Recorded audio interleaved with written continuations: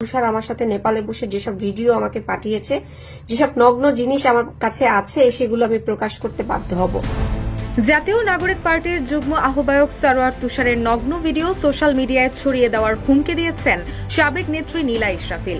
রাজনীতির মঞ্চ থেকে ফেসবুক লাইভ, নগ্ন ভিডিও ফাঁসের হুমকি নিয়ে তোলপাড় এনসিপির অঙ্গন। দলটির অন্দরের ব্যক্তিগত দ্বন্দ্বের আগুন এবার ছড়িয়ে পড়েছে সোশ্যাল মিডিয়ায়।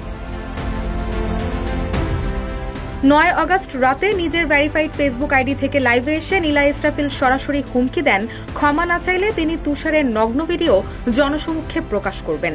এর আগে তিনি অভিযোগ করেন, ঢাকা মেডিকেল কলেজ হাসপাতালে ভর্তি থাকা অবস্থায় তার অনুমতি ছাড়াই ভর্তি ফর্মে স্বামীর জায়গায় তুষারের নাম বসানো হয়েছে, যা তার ভাষায় জালিয়াতি ও মানবাধিকার লঙ্ঘন।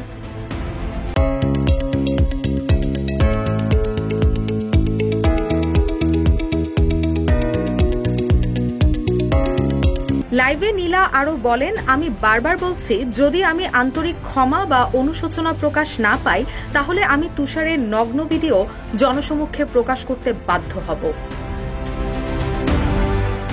তিনি বলেন, তুষার ও এনসিপির যারা আমাকে নিয়ে নোংরা খেলায় মেতে উঠেছে, তাদের উদ্দেশ্যে আমি বলতে চাই, আপনারা যদি মিথ্যা প্রচারণা থেকে বিরত না থাকেন, তাহলে আমি বাধ্য হব তুষার আমার সাথে নেপালে বসে যেসব ভিডিও আমাকে পাঠিয়েছে, সেসব নগ্ন জিনিস আমার কাছে আছে, সেগুলো আমি প্রকাশ করতে বাধ্য হব।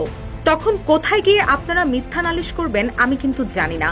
এছাড়াও তিনি হুঁশিয়ারি দিয়ে বলেন, তুষার যেন জনসমক্ষে তাকে সরি বলে।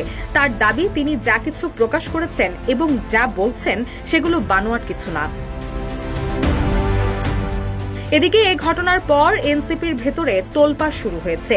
কেউ কেউ এটিকে রাজনৈতিক প্রতিহিংসার বহিঃপ্রকাশ বললেও অনেকেই বলছেন, ব্যক্তিগত সম্পর্কের টানাপোড়েন এখন দলের ভাবমূর্তিকে মারাত্মকভাবে ক্ষতিগ্রস্ত করছে। রুশা সুর, নিউজ ডেস্ক, ইত্তেফাক।